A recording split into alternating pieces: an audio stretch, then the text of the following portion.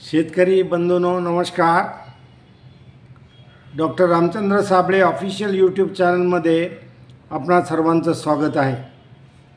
आज बुधवार दिनांक 8 जानेवारी ते शनिवार दिनांक 11 जानेवारी या 4 दिवसासाठी मी आपणास हवामान अंदाज, कृषी सल्ला, शेतकऱ्यांच्या प्रश्नांना उत्तरे व शेतकऱ्यांचे अभिप्राय याविषयी माहिती देणार आहे। आता हवामान स्थिती व हवामान अंदाजाबद्दल पहिल्यांदा माहिती घेऊ।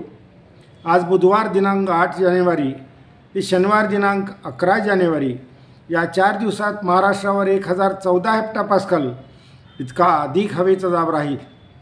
जेव्हा तापमानात घट होते तेव्हा हवेचे दाब वाढतात। त्यानुसार महाराष्ट्रातील सर्व जिल्ह्यात किमान तापमान 2 ते 3 अंश सेल्सिअसने घटेल व थंडीचे प्राबल्य वाढेल। पहाटे व सकाळी ते थंडी जाणवेल, थंड वारे वाहतील। आज तर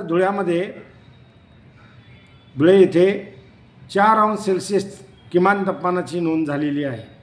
त्यामुळेच किमान तापमानात घसरण झाल्यानंतर मध्य महाराष्ट्रात थंड वारे वाहतील, उत्तर महाराष्ट्रातही थंड वारे वाहतील। आता आपण थोडक्यात कृषी सल्ला याबद्दल थोडक्यात माहिती घेऊया। जेव्हा तापमानात 8 अंश सेल्सिअसपेक्षा तापमान कमी होतं तेव्हा फळबागांची काळजी घेणं गरजेचं असतं, कुक्कुटपालन पक्ष्यांची काळजी घेणं गरजेचं असतं, जनावरांची काळजी घेणं गरजेचं असतं आणि माणसांची काळजी घेणे देखील गरजेचं असतं। त्यासाठी आता सुरुवातीला आपण फळबागाबद्दल बोलू। पहाटे शेकोट्या फळबागेत पेटवून आपण किमान तापमानात वाढ करू शकता। कुक्कुटपालन पक्ष्यांच्या खोरड्यामध्ये लाईटचे बल्ब चालू ठेवून तुम्ही खोरड्यातील तापमान वाढवू शकता। जनावरांना बंदिस्त गोठ्यामध्येच बांधावं। अशा प्रकारे आपण जनावरांची, पक्ष्यांची आणि आपली स्वतःची काळजी घेणं गरजेचं आहे। आता शेतकऱ्यांच्या प्रश्नांची उत्तर आपण थोडक्यात घेऊया। श्री इसाक बागवान विचारतात की यावर्षी लानिना कसा असेल। यावर्षी लानिनाचा प्रभाव मध्यम स्वरूपाचा असेल असे सध्याच्या हवामान आकडेवारीवरून दिसून येते। कारण इक्वेडोरजवळ 25 अंश सेल्सिअस तापमान नोंदलं गेलं आहे, तर पेरूजवळ 18 अंश सेल्सिअस इतकं तापमान नोंदलं गेलं आहे। याचा अर्थ असा की इक्वेडोरजवळ तापमान वाढलेलं आहे 25 अंश सेल्सिअसपर्यंत। त्यामुळेच मध्यम स्वरूपाचा हा आपल्याला लानिनाचा परिणाम यावर्षी जाणवू शकेल। श्री अप्पासाहेब पाटील हे विचारतात की जानेवारीत उडीद पीक पेरावे का, चालेल का? 15 जानेवारी ते 15 फेब्रुवारी या कालावधीत उडीद पीक पेरलं तर चालेल।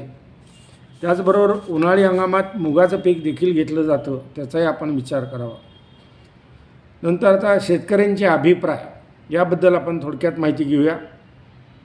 संदीप अशोकराव देशमुख, पातूर, जिल्हा अकोला कळवतात की ईश्वर माझेकडून अशीच देशसेवा, समाजसेवा करून घेवो हीच ईश्वरचरणी प्रार्थना। त्यांना मी खरोखर धन्यवाद देतो, कारण खरंच ईश्वराची कृपा आहे म्हणूनच हे सगळं गाडी चाललेली आहे। श्री पांडुरंग रघुनाथ पाटील यांनीही सर्वसामान्य माणसांना अशीच माझ्याकडून माहिती मिळत राहावी अशी ईश्वरचरणी प्रार्थना केली आहे। त्यांनाही मी धन्यवाद देतो। हे चांगलं काम माझ्या हातून घडावं असं त्यांचंही म्हणणं आहे। ईश्वराला प्रार्थना दोघंही करतायत आणि त्या अनुसरून मी माझं काम चालू ठेवणार आहे। श्री काशनाथ कानोडे, श्री सोपान काळे, श्री अनिल ढमाळ, श्री लक्ष्मण घालके, श्री बाळासाहेब लांडे, श्री दिवेश दांगट, श्री प्रवीण झडे, श्री बळीराम साळुंके, रमाकांत घुले, श्री संतोष देठे, ईशान्ना साखरे, श्री सुनील मुसळे, श्री विजय कांबळे, श्री मंगेश निकम, श्री भास्कर मिसाळ, श्री मल्लकाप्पा निंबळे यांनी या सर्वांनी मला नवीन वर्षाच्या शुभेच्छा दिल्यात, त्याबद्दल मी त्यांचा आभारी आहे, धन्यवाद।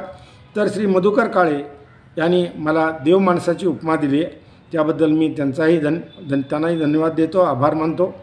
आणि मी सर्वांचेच शेवटी आभार मानतो।